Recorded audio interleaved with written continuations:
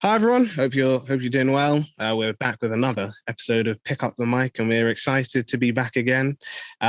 We're at this moment in time, we took a bit of a break from recording, just to catch up with everything. We've had big changes in our lives, with some of us going back to uni, some of us getting new jobs. So we're kind of at this point where we're going back to the groove of recording. And what better way to start than bringing on another guest speaker? Today we're glad to introduce our latest speaker in our lineup of speakers. But like I said, always I don't like to talk about them. I like the guests to tell us a bit about themselves. So Jess is our guest speaker for today. So Jess, if you could just let us know a bit about yourself. Hi everyone, my name's Jess. I am 21. I'm from London. I live in Brighton because I'm doing my master's at Sussex in cognitive neuroscience after I just did a philosophy degree. And yeah, that is me. Oh, perfect. And I guess for anyone, wondering how your master's is going, Jess, I guess at this point you probably just started. So I guess how have you found the change from undergrad to master's? Interesting. I think I'd find it less difficult if I'd perhaps done a master's in something to do with my undergrad, but I've just jumped over the pond, so it's okay. But I'm sure I'll be fine. Yeah, no, definitely. And yeah, it's always one of the things we love saying on here is always about trying new things. So and if it's coding, don't try.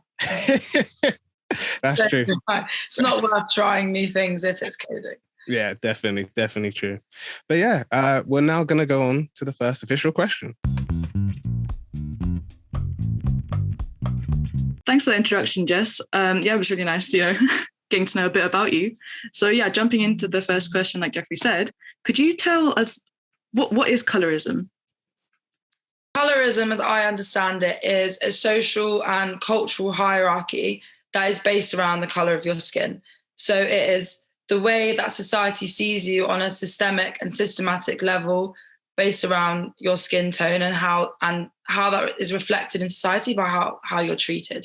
So, for example, the lighter your skin tone, the better treatment you'll receive in society that is which is like formed with systemic and systematic oppression. Like, for example, I'm of dual heritage, like I'm half Trinidadian and then half English. However, I white pass, so people very much assume that I am white. And I think that has resulted in colorism. Like, I face colorism in that way because people just assume my race based on my skin color and treat me as such. Whereas when they realize that I'm mixed race, the treatment I get is suddenly different. Oh, damn. I mean, I didn't know that you were of dual heritage, to be honest. Yeah. No, yeah, that's what, like, I had no idea. Yeah, I get like a lot of, are you sure? Like, I get a lot of, are you sure you're mixed race? You're like, I think I'd know. I think I know. I'm sure your dad's not mixed race. And I'm like, no, babes, my dad is black. My dad is black, my mum is white, I am me. Like, come on. This is what happens. No, yeah, but no, it's crazy how how people change how they treat you based on your color, basically, or your identity. And I think it's very much perpetuated through the media. Like, that I think is the worst contaminating tool for society and how they see people of color, because you have loads of celebrities like Kylie Jenner, who is not mixed race, by the way, just so everyone knows that Kylie Jenner is white, she is Caucasian, and she looks more mixed race than I do. And it's like incredibly frustrating because it breeds like imposter syndrome for a lot of mixed race people that are like, am I white or am I black? Or like where do I fit? And then you have like people profiting so much money off black culture and like looking a certain way and fitting an aesthetic as if being mixed race is an aesthetic. And then they actually set unrealistic goals for mixed race people to fulfill, or the black community to fulfill. And that is colorism at its finest, because it's, if you look like this and you'll be the most attractive and you'll fit this level of beauty standard and you'll get treated this way and you'll be really desirable. But actually, a lot of these people that are in some senses culturally appropriating to make themselves look like a part of the Black community, they are creating unrealistic standards and like breeding imposter syndrome for actual mixed race people, because not all mixed race people look the same. Like, we look really different, and to put it down to certain different beauty standards or different ideals is really toxic, really, really toxic. No, that's so true. And I was just thinking, I'm sure that we've all seen like those videos on Instagram where someone asks children, like either Black children or brown children, what would you like to see in, like, who would you like to see as a role model? Like, what would you like to see more in the media? And they say, we'd like to see more people who are like us, because right now it's very white oriented.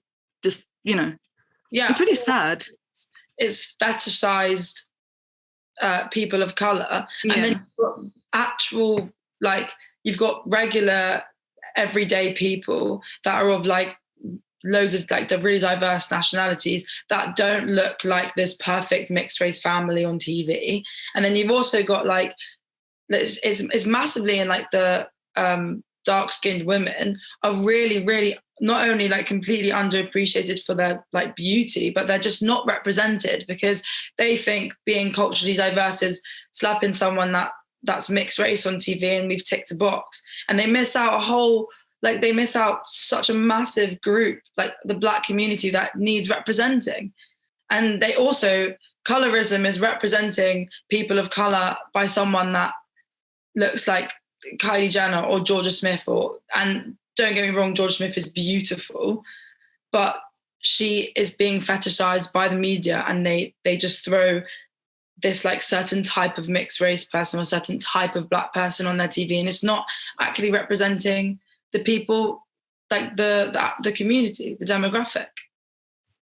Yeah, I think that's definitely true. And I think even that's like really key, because I had a discussion with my sister about it, about the topic of colorism, because one of the things that I'm pretty sure you guys have heard, and our listeners probably have heard if you're a big fan of Bridgerton, was definitely this idea of diversity on the show, because there was this whole premise of, you know, Bridgerton, even though it's got this like, I don't know, like Pride and Prejudice themed, I don't know, like, you know, your typical like romance in England themed type thing. People are saying like, you can't say like you've got a diverse cast if like most of the boxes you're ticking are either like a light-skinned person or, you know, mixed race person, but there's no scale of color. So you're only getting, I don't know, like, you know, like I said, like a light-skinned person, and you're saying, oh yeah, we've got a Black person. Yeah, that's all right. Then we're going to go to the next box. And it's just like, well, actually, yeah. It's really bad. And and I think a key thing that I guess we should raise at the start of this is to just highlight that like colorism isn't necessarily something that, you know, you can't do to your own race, if that makes sense. For anyone listening, like, I'm not saying like I'm Black, but that doesn't mean that a Black person can't you know, they can't be colorist, if that's a word, but they can't basically like favor, you know, one color more than another. And we'll go into it later on when we talk about it, about, you know, a bit of information that can help anyone who wants to, I guess, educate themselves, because there's a really good episode on this TV show. We've talked about it before, called Blackish, that went into the idea of colorism. But yeah, no, I think that's definitely a key point to raise. So thank you very much for that, Jess.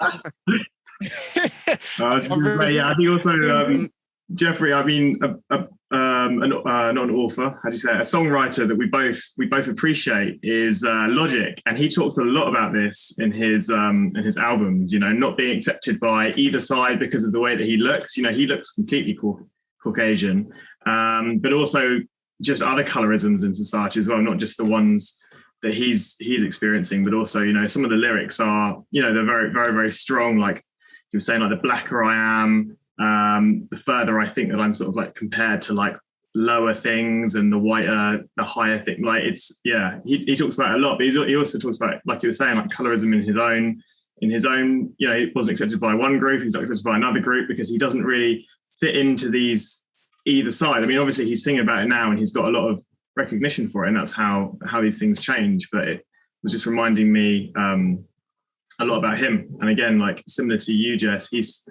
sort of says that, he doesn't look necessarily black, but, his dad is like the most black person. He says in literally one of his lyrics, it's just like, you wouldn't think that we were related, but it's, it's quite a strong feeling that he gets. And I can sense that you've sort of been through similar experiences yourself.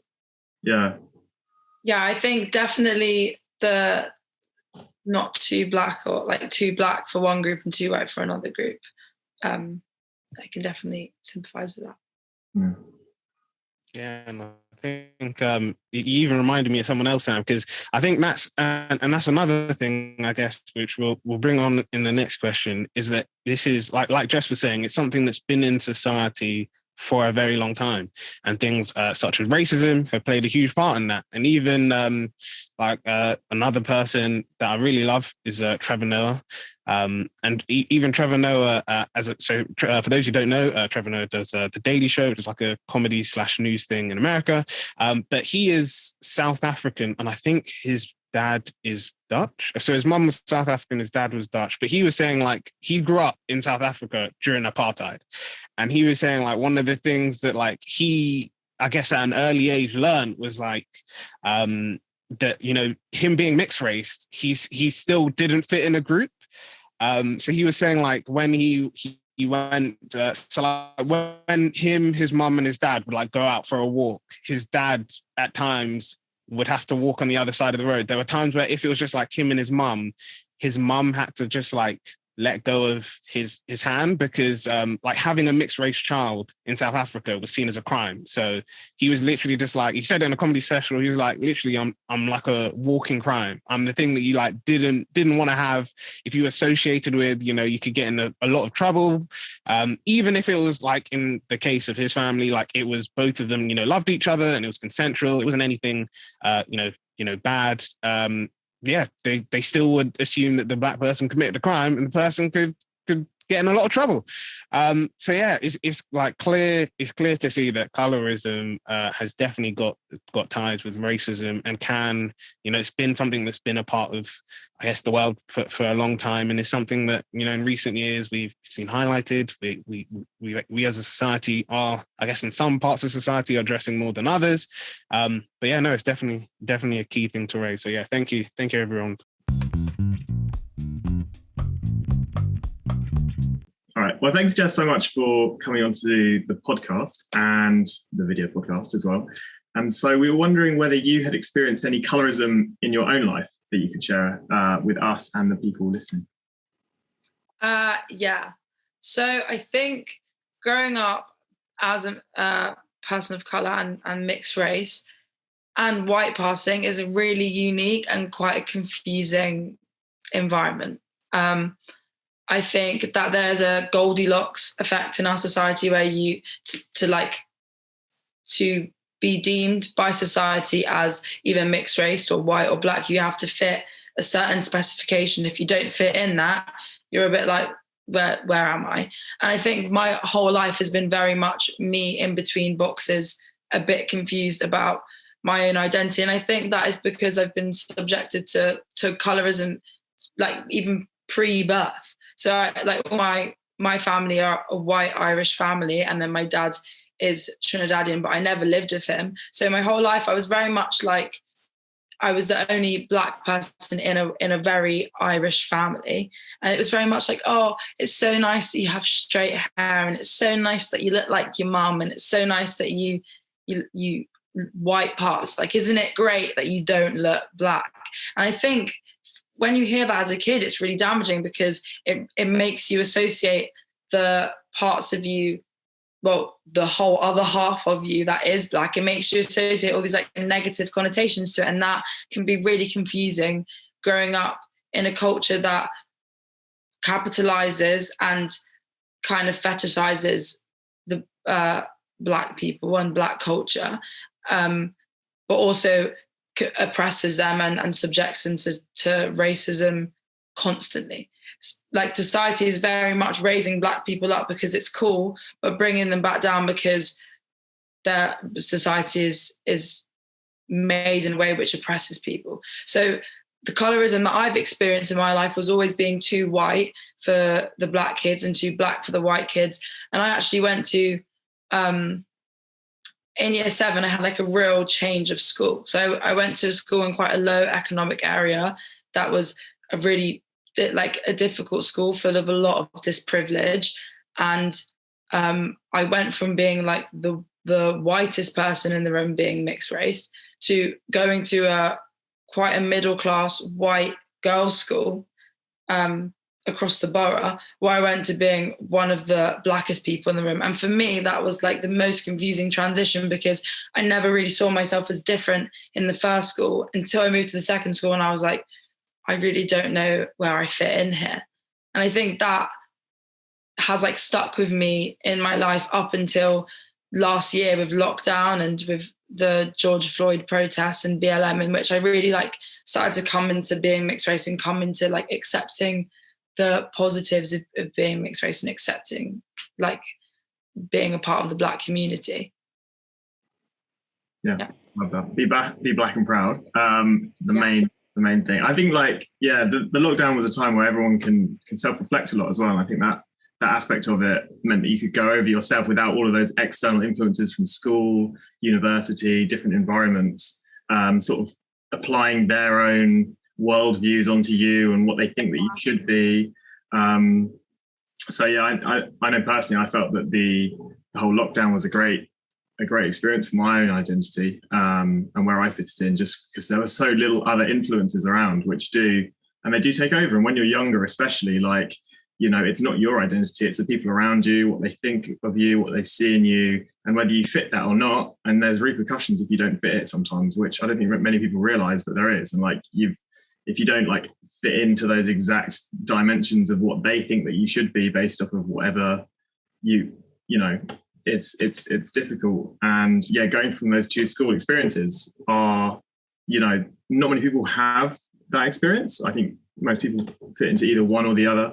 Very few people probably make such a big leap. And then very few people probably have a different identity from where they come from as well, that they've got going on as well. So, I mean, you must have had, and I can see why you did philosophy, but you must have had such a, I don't know, like these are two very different places, two very different worldviews, very different ways of seeing, of being, of interacting, very different ways of interacting with each other, different topics of conversation, absolutely everything. And I think, like, you know, to fit into two identities and those two things must have been quite a confusing experience. I don't know, are there any insights that you would say that you've taken away from like such an experience? I mean, obviously you've become more recognized of this colorism, and now you're here explaining that and telling that to other people so that they can, you know, people that don't, because it can happen to people, they just don't know it's happening. It's just, they just think this is part of life. This is whatever. They don't question it. But I think it's really good that you can come on here and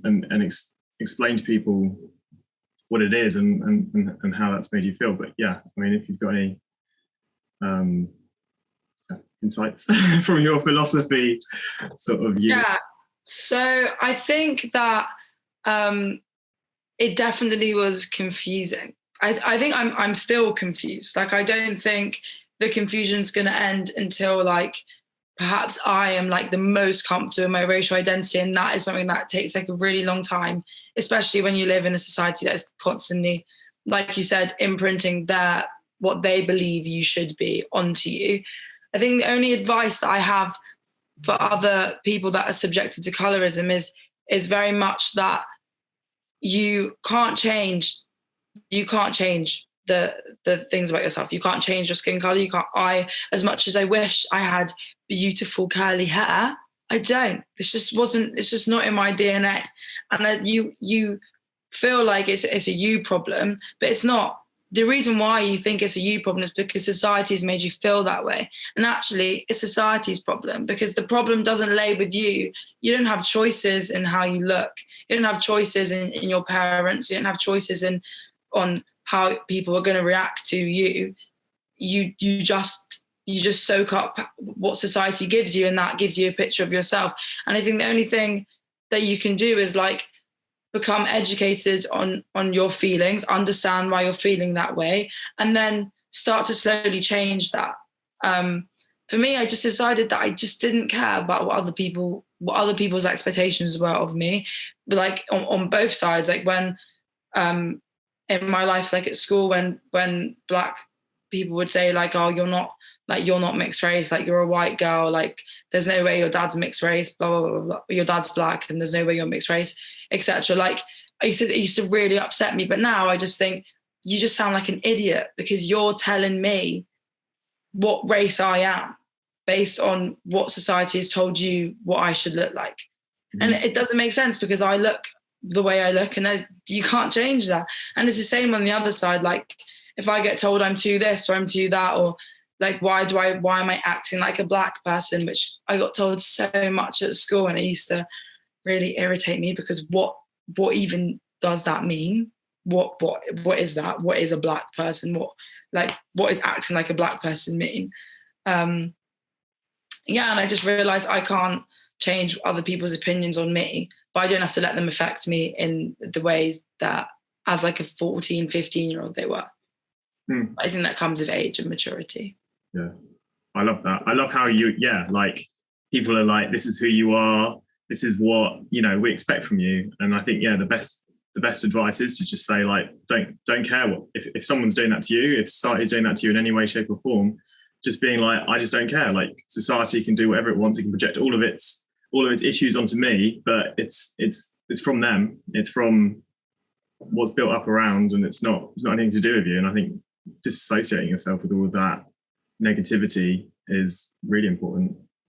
Yeah, and not to say that is in any way, shape or form easy. Like in some ways it's actually like just on like a philosophical point of view, it's probably impossible to live your life and not be affected by the way that society or other social, like how other social beings as humans see each other, because we are a social being and we have shared models, and that is how society thrives and continues. But it's just being aware that perhaps the way that society is viewing you is having an impact on how you view yourself, and to detach yourself from that a bit, to have some sort of like a nuanced perspective of your own identity, and to not allow the ties of systematic racism and colorism grate on you to the point where you start to lose who you are, and start to mold yourself into boxes that are too small, because they are too small. They're not accurately representative of anyone in society, besides from the people in the adverts. Like that is, and like on the crime TV and what media thinks the Black and mixed race and white people are, that like those boxes of expectation are too small. So if you feel yourself getting crushed and you feel like insecure, well, like allow yourself to be broken out of that box and form your own identity. But it's difficult. It's not, I mean, I definitely have not achieved that in any sense. Like, definitely not.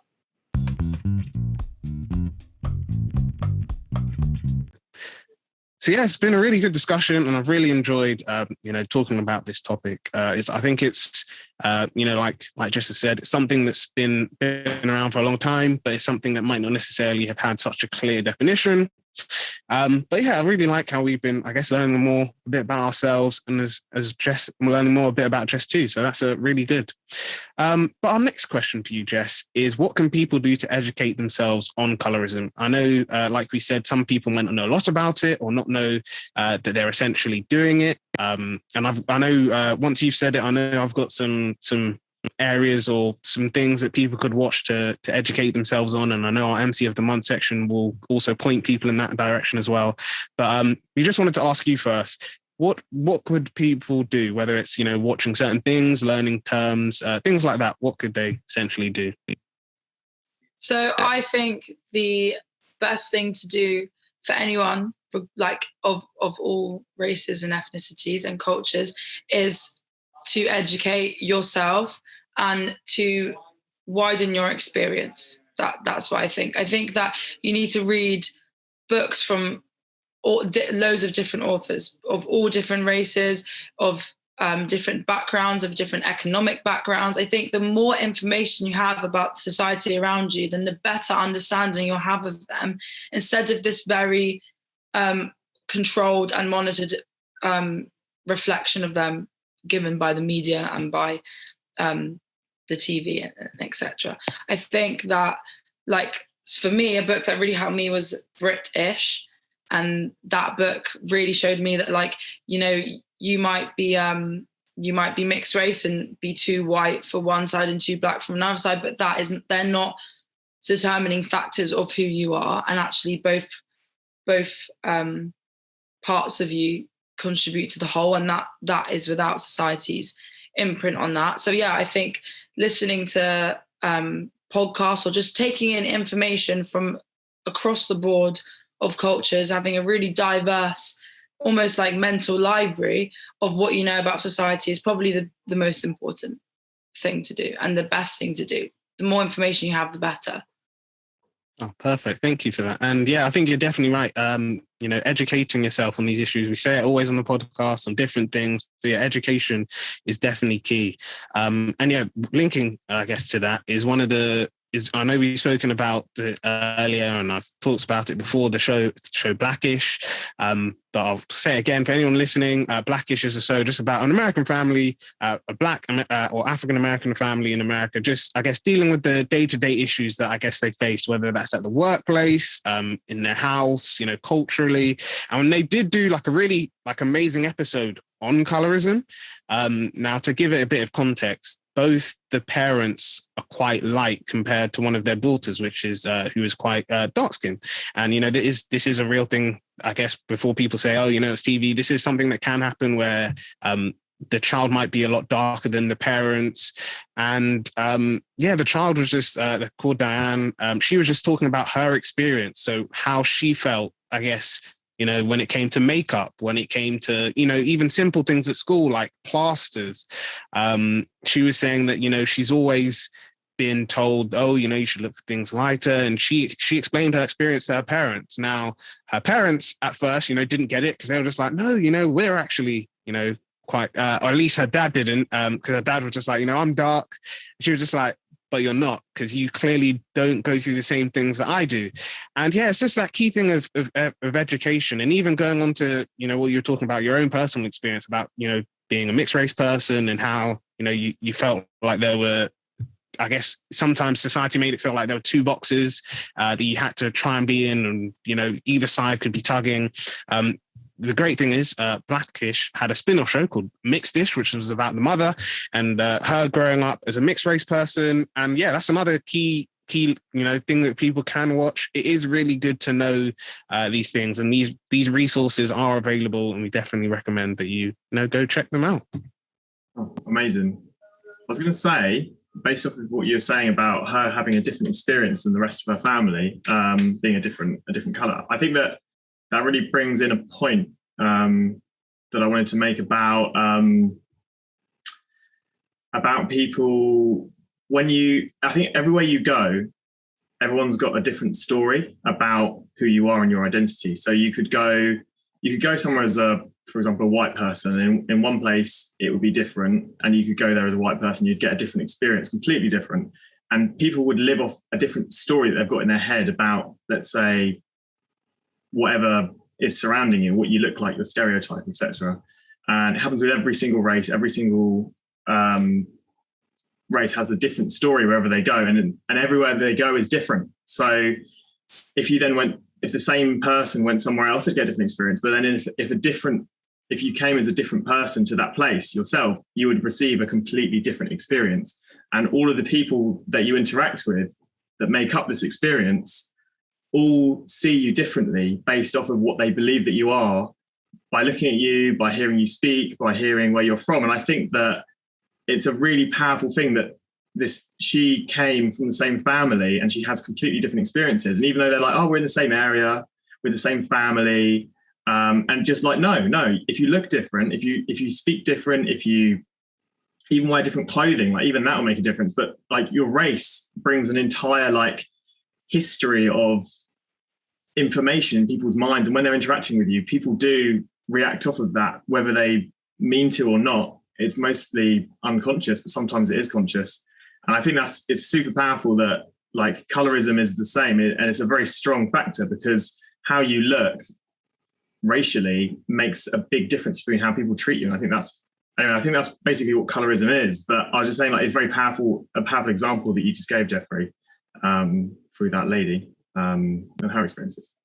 Yeah, thanks, Sam. And no, you're definitely right. It is true that, you know, different, and I guess that's the thing that I just want to emphasize that we are highlighting. I know we're specifically talking about, you know, mainly Black people and their experience with colorism, but it is something like Sam said that is felt across other races. You know, there were discussions about like Indian, specifically with Bollywood and the view of Bollywood actors, that quite a lot of the actors, you know, who are, I guess, in those roles, like I guess you see on the billboards and stuff, were quite liked, when actually, you know, there's a whole host of like different ways that someone from India could look, and a lot of the darker skinned people weren't seen there. There's been things about, you know, Southeast Asia and countries in Southeast Asia doing the same thing. So if the person has a lot more white features, you know, they're more seen on billboards around, or they're more seen in adverts, whereas someone who had, I guess, you know, features that are more typical to the rest of the population, it's not seen there, and that can encourage people to do different things to their bodies. But yeah, it is like Sam said, it's something that affects everyone, and every society just views it differently. But it's this whole sense of that, you know, and I think that's one of the things that in recent years people have seen, is there's this whole sense of, you know, the lighter you are, you know, the better you are, or, you know, the better the opportunities and that you get, whether that's in, you know, just the job application, or, you know, whether that's in the film industry and the entertainment industry as well. So yeah, thank you very much for that, Sam. Definitely. I think also the point needs to be spoken about of the, like, I think perhaps just because I am now a philosophy and psychology student, but a massive point is to be made on how humans interact with each other and how our perception is built, because there is a massive link, and I think it's not really spoken about enough, or like it's not widely understood, but all of our experiences are based on our sensory information. It's based all of our habits and all of our beliefs all founded from our experience. And if your experience as a mixed race person is filtered through the media and is very much manipulated through that, then your beliefs on what it means to be mixed race that's how they'll be set. They are created from the media. On a pure psychological level, there's a model called the Bayesian Brain, which is basically that every part of your belief is formed just from your outside experience, and your brain is constantly predicting things to happen, and through those predictions come your formed set beliefs. So if you have, like what you were saying, Samuel, with like across races, people's beliefs are formed and changed through experience. The way you can change people's belief system and change that is by offering them different experiences. So if on the TV you have the same like caricature of like a black man stealing a white woman's purse, then what you're doing actually, which is really damaging, is you're setting a belief into a group, a demographic of people that when they walk past a black person on the road, their predictive brain is going to go, the last time I saw the situation was on TV, and in that scene, I got robbed. So that's what people are going to start associating. So what you need to do is build an error prediction, which is counteracting your set beliefs by showing something different for your brain to refine itself and go, oh, this is not going to happen. If I walk past a black person, they're not going to mug me. And it's about giving people that perhaps haven't had the opportunity to experience other than what society is telling them.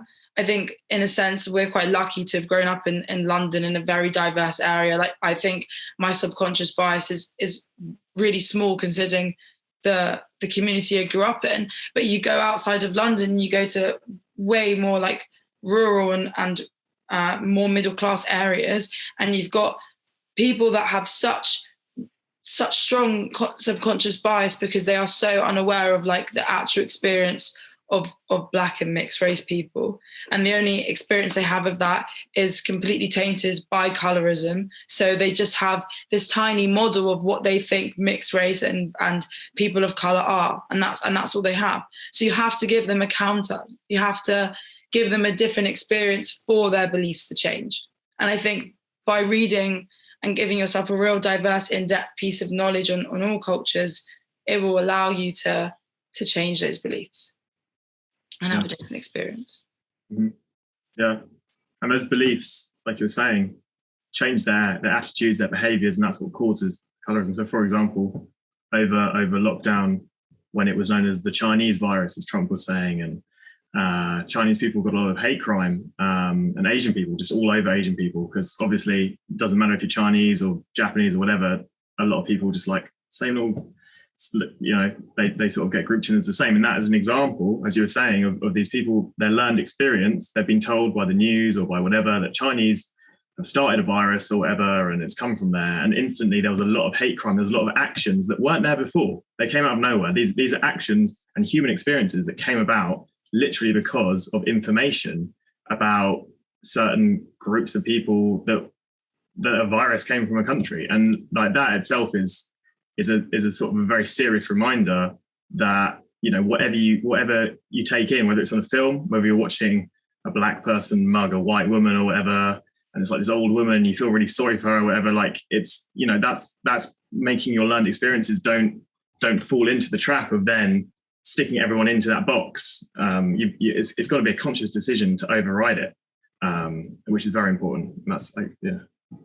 Yeah, I think I think what people should do is go and the media is not going anywhere. Like Instagram and Twitter, then they're not leaving anywhere anytime soon. So just go and follow a group of diverse people. Like go and take in a nuanced view of the world, and don't unfollow Kylie Jenner. Unfollow her. You don't need to be seeing a tainted version of the Black community from somebody that isn't a part of the Black community. You don't need that toxicity in your life. Go get a nuanced opinion. Go and get the information so you can form your own opinion on things. And also another thing that I think will people will educate themselves on colorism is by tapping into your own empathy. You know, be guided by your empathy. How would you feel if you were in someone else's experience, if you were being told to fit into a box that you don't fit into? You know, change comes from within. Think about how you would want to be treated, and then implement that in society. And it's like the oldest rule in the book, like treat people how you want to be treated, but actually it is the most important one, because your empathy, if you are guided by that, then you will just be a better person, because you just want people to feel how you'd expect to feel. And I think that is like, if you want to be a better person, you don't want to contribute to shitty systems that make people feel shit, then, you know, you'll want to change. Yeah, definitely. And I definitely think that's true, Jess. And I think, like you guys said, it's always good when you see pieces of media portray, like races not in their typical roles. So like, you know, Jess was saying, it's not that in a crime show, the Black guy is always the person that robs, or, you know, if there's an action film with a terrorist, it's not necessarily someone who's Arabic. And like, that's one of the things that I really like about Brooklyn Nine-Nine. And for anyone who's listening who hasn't heard of Brooklyn Nine-Nine, I definitely would recommend that you watch it. And I especially like their most recent season, which is their last season, unfortunately, which talked a lot about everything that happened in the last year. So like Black Lives Matter, the impacts that were felt on the Asian community, like Sam said, because of misinformation about COVID. And that's one of the things that they really do well. You know, the captain of their precinct is a African-American who is gay. They have a wide range of it's not, you know, I guess like the head of, I mean, they do show it, that, you know, the head is people who don't, I guess, understand the experience of the community they're in. But, you know, the head of their own precinct isn't just, I guess, necessarily a white person who doesn't understand, you know, the struggles that people of color go through. You know, there are people from a Latin background as well. So yeah, there's a wide range of backgrounds, and like I said, this season I think definitely had a huge impact, and I liked the way that they addressed Black Lives Matter, and they addressed what happened with George Floyd. So yeah, I think that like everyone said, like just look for these resources that give you not necessarily the stereotypical or the basic level of I guess society. And that's and I guess one thing I just want to add as well is that's why I really like what Martin Freeman, so if anyone doesn't know who Martin Freeman is, he's an actor, but he was in Black Panther, and he was asked by a reporter, I don't know from what magazine, but he was asked like, you're in Black Panther, which is a predominantly Black cast, like how does it feel to be like one of the only white people who's a part of the main cast? And he was just like, well, it feels exactly like probably how Black people feel when it comes to doing a film and you're the only Black person on the main cast. And I think that's why films like like Black Panther and things like that really do help show that even though I know people probably were fed up of doing the Wakanda Forever thing. I think that was one of the great things about that film and films like it is they show people that community, and they don't put the Black community or any community of color as the villains or as people who are just one-dimensional villains who just want to see the world burn or things like that. No, they add like complex characters that make you think, yeah, if I actually did go through what this person went through, I could genuinely see the world in a different way. But yeah, thank you very much for that, Jess, and thank you very much for that, Sam, as well, with your contributions. And finally, we were wondering, Jess, if you could tell us who inspires you most in your everyday life. Okay, so the people that inspire me most are my two queer Jewish best friends that I met at uni. They actually empowered me to come into my Blackness. I lived with both of them lived with is like an intense term. We locked down all together in one tiny house in Brighton. And they really just showed me a whole different way of the world. Like they are my moral anchors. And I really look to them because they both just empower me always. They live their life like really in spite of the world's boundaries and the world's boxes that they've put on them. And they really showed me that actually I can do the same and I can come into what it means to be me with all of those parts. And I think they inspire me the most because they have taught me to not take the world for what it is and to put my own, to make my own path and to make my own self-define, not be defined by what society wants me to be defined as, but to do that myself. And that is something I've learned from them. Amazing. I love them. But now I was getting calls. Sorry about that. We can edit that. Just as I unmuted. I'm so sorry. Sorry. I was going to say that's a really amazing. That's a really amazing ending thing, and people that you're locked down with as well. Merging those views together. And I think if there's one thing that a Jewish person can do in the Western world is, despite everyone saying who they should be, staying exactly who they are, and not giving into the pressures, because it's been happening for thousands of years, and it's a pretty learned trait. So that's amazing. Thanks for sharing. And both that being queer Jews as well, they are like being oppressed but from all angles. And I just love that they turn around every day and they like say, we are who we are. And they have like I feel so honored to have met them for that to rub off on me. So I can stand up every day and be like, well, I am who I am, despite what society wants me to be. And I think there was no one better to learn it from than Raf and Denise. Oh, amazing. I hope if you're listening, you're amazing people. And thanks for inspiring Jess.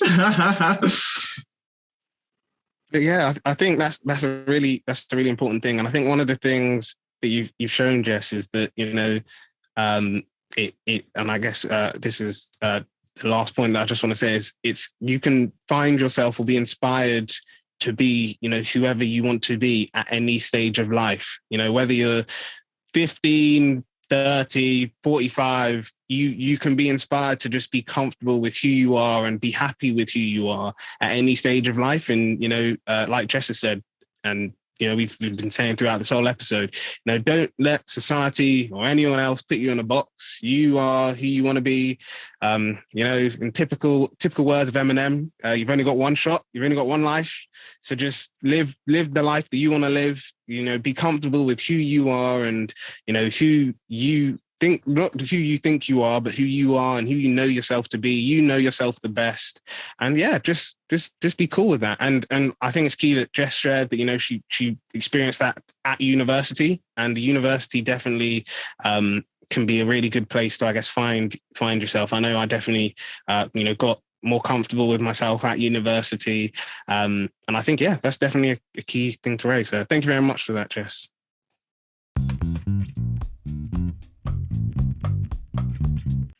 Yeah, so we've now come to our newly added and always loved question section, where we get our guest speakers to ask us a question. So I'm now going to hand over to Jess. Jess, if you could feel free to ask us the question that you have.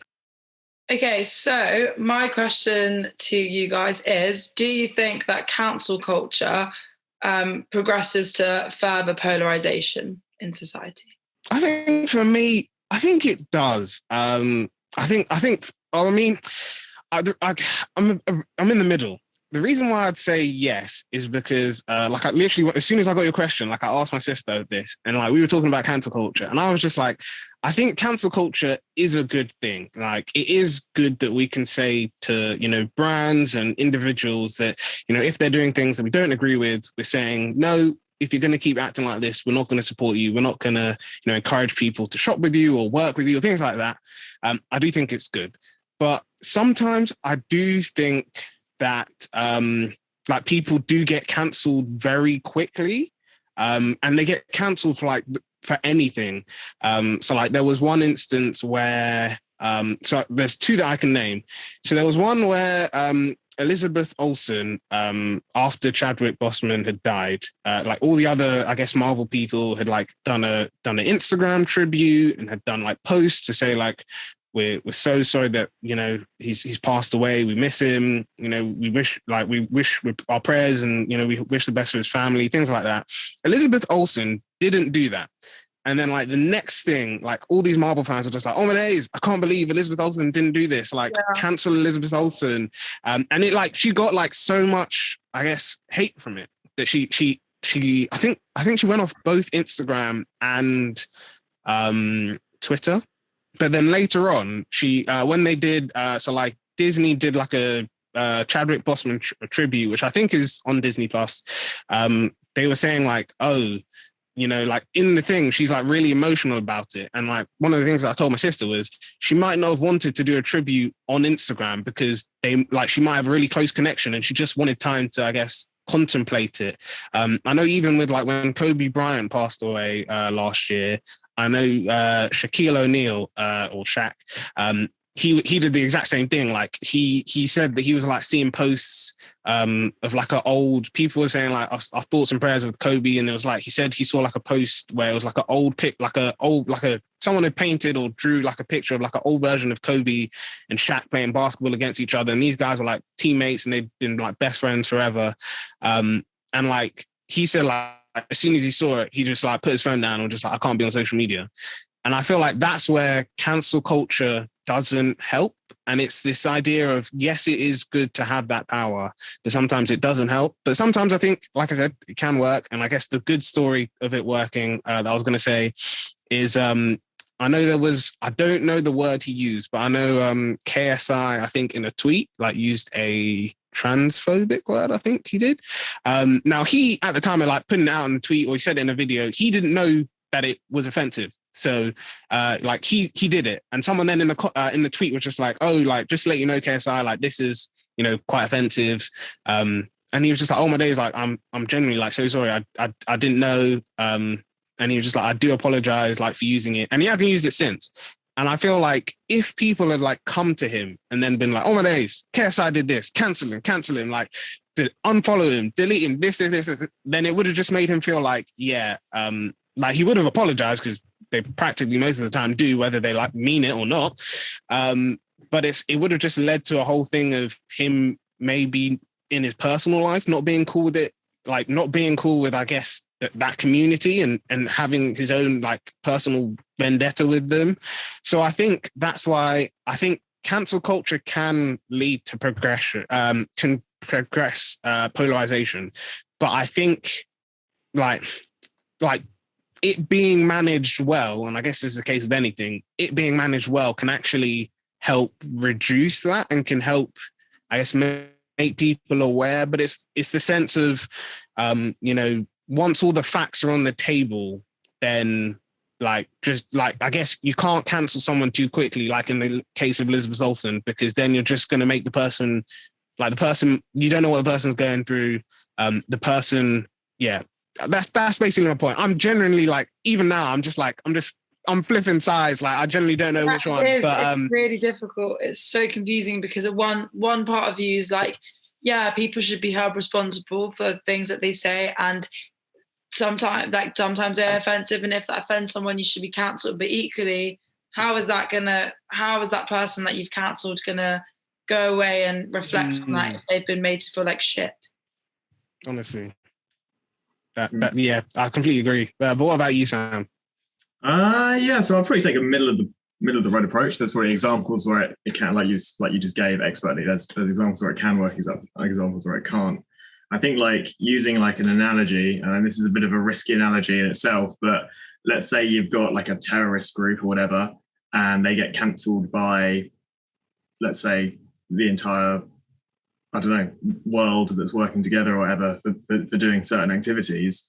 They then can get worse. They can be like, this is why we did it, because look at the power they have and look at the whatever. And you do get people who do get cancelled and they're just like, oh, there's no freedom of speech in this country. And then they go even further. They polarize themselves to be even more like, there's nothing we can do, like they're taking over or whatever. And it's just like, that itself leads to polarization. But I don't think anyone can do anything about it. Like someone doing something bad and saying like, we don't want to consume what you have, we don't want to listen to you and we don't agree with it, then them being like, oh, I don't have any rights anymore, and turning even more anti.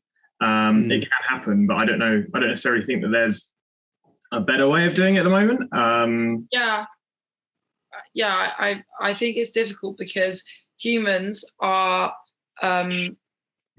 really stubborn. Like our capacity to change when we get past adolescence is ridiculous. Like our brains turn into like concrete like molds rather than like free flowing malleable systems, which is like inviting learning and inviting new experiences. Humans, like adults, hate new experiences and they hate being challenged on their experience. Like the brain physically and chemically hates that. So feeling embarrassed is a feeling which breeds like polarization, because embarrassment is a really negative and like awful feeling. So part of cancel culture is embarrassing the person that has done something wrong, and that makes people turn around and be like, I feel embarrassed and annoyed and I don't like being challenged, so I'm gonna turn my back on you and I'm gonna be even more like anti like I'm gonna be worse, because actually you're not breeding an environment which is going to change. The question is whether it is people of color or the trans community or the gay community or any oppressed community, whether it is their responsibility to create an environment where people that oppress them aren't further polarized, because that's a big ask. It's a big ask to ask people who are faced with racism to be like, oh, let's not cancel them, otherwise they might just become further racist. Which is why I sort of feel like, as someone that's mixed race, I feel like I've got a weird responsibility to be like, now, let's not say that, because, these are the reasons why I grow empathy and like change as a person, rather than like, fuck you. It's so difficult. It's so difficult. I don't think there is a right way. All I know is that it is a necessity that things need to change. But change is really ambiguous. And I think it's just trial and error, like cancel culture. We try it. Sometimes we succeed, sometimes we don't. But like that is the risk you have to take if you want to change the way things are. Yeah, 100%. And I think it's just that, like you said, it's just keep on going, keep on trying.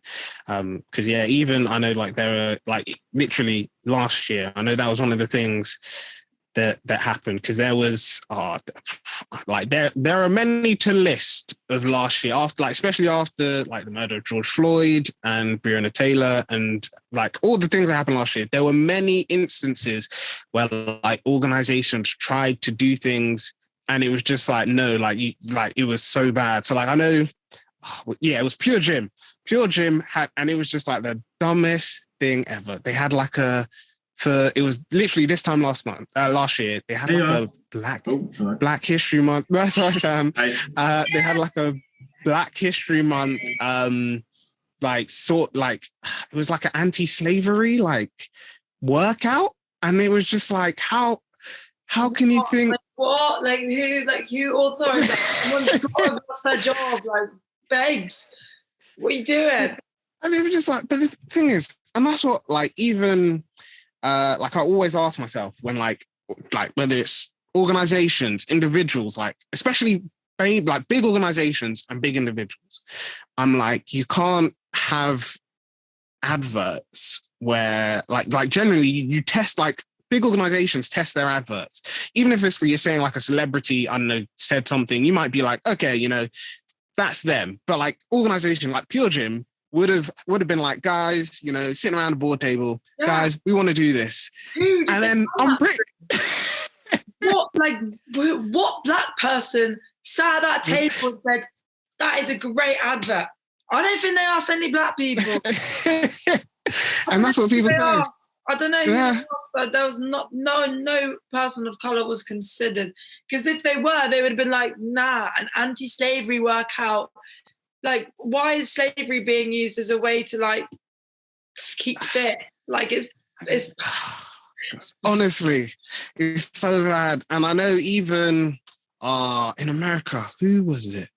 There was like a fast food restaurant that basically was using like the stereotype of like black people eat chicken, and I don't know if they put it as a slogan or they used it in an advert, but I was just like, again, it's one of those things where I'm just like, how could you, like, you would have tested, all these adverts get tested on individuals. And it's just like, how would you think that an individual wouldn't see it as wrong? And I guess this is the last example I can think of, it's definitely bad, was people were saying, and I know like SNL did a sketch about it, they were mocking the director. I don't know if you guys remember, I think it was 2018, it was it 2000? It might have been ages ago, but I think it was Kendall Jenner. It was Kylie. Sorry, it was either Kylie or Kendall Jenner. The Pepsi advert, the infamous Pepsi advert, where like they had like there was a protest going on between the police and I guess the protesters, and the protesters were just marching the street, and it was supposed to be this whole thing of like this person, you've got like, I guess, supposed to be against the stereotype, but generally it sort of seemed like it was, because they had like an Asian guy, playing the violin. There was a black guy, breakdancing. And then the whole advert ended with like this person, rather than it just, I guess, being like a, they both saw that there was an issue and agreed that, there is an issue that needs to be sorted. It was more of like, I think Kendall Jenner or one of the Jenners came out with like a Pepsi can and then gave it to the protester, and the protester walked up to the police, gave it to the protester, gave it to the police, and then that was the advert. And I was just like, on what planet do you think that like this? Exactly. And I'm just like, I don't see how you could with full confidence be like, yeah, you know what, this is. And like I said, I love, and I'd recommend for you guys, and if we put this in the actual episode, for anyone listening, to just like go check it out, because the SNL sketch was just so funny, because they like even like joked that the director was like calling like, his family, and they were just like, no, like if you do this, it's not going to work for you. And then he was just like, put a black person on the phone, and this black person, like, you don't hear what the person's saying, but they're clearly just like, yeah, no, like don't air this advert. And obviously Pepsi did. And it was just like, I couldn't get how Pepsi could warrant that this is successful advertising. The owners of Pepsi are like white cis men. Honestly, it's true. That haven't considered the fact that maybe like none of them need to go to a protest because like the things that people protest aren't affecting them. Really people. So like the idea of a protest being solved by like a token is a reality for them. Yeah, thanks, Jess and Sam, for this wonderful discussion today, and thank you for your answers too. I think this has definitely been an interesting conversation, and the questions that we've asked are really good. So, as I was talking about before, we are going into the MC of the month section, and the MC for the month for this episode could have been a lot of people. As you guys can tell, we have great MCs that we pick, but for this person, and apologies if I get their name wrong, we've picked Chika Okoro. Now, for anyone who may not know who Chika is, so Chika is first of all, she's done the TED Talks, but she's also spoken on various podcasts. She's been on BET. If you're a fan of Red Table Talk, she's been there as well. And yeah, she's just an amazing individual who's done a lot of work talking about and calling out against the discrimination against dark-skinned Black women, specifically, as being a Black woman herself. And she's just been doing a lot to raise awareness about the issue of colorism and how women of color, still have, should still have self-confidence, despite the way that society has treated them. And yeah, she's just been she's done amazing work. I know she's been featured on, different podcasts as someone to check out. And, she's very passionate, like I said, about race and gender issues. And yeah, I think that's where, it's important to highlight someone like her. And, we've discussed about the impact that colorism has, not only on, the individuals affected, but on, a society as a whole and how they're viewed. So I think it's really key for us to remember, that these individuals do amazing work. And yeah, that's why we've picked Chika as our MC of the month. So if you want to check her out, her name is Chika Okoro. It'll be in the description of the episodes. And yeah, feel free. I definitely would recommend that you watch her TED Talk, and there'll be a link to it on our MC of the month page, so you can watch it. It's about 15 minutes long. But yeah, just definitely check it out. It's definitely a good listen to, and it definitely teaches us a lot about, I guess, colorism, and how, like we've said here already, it has a huge impact on society.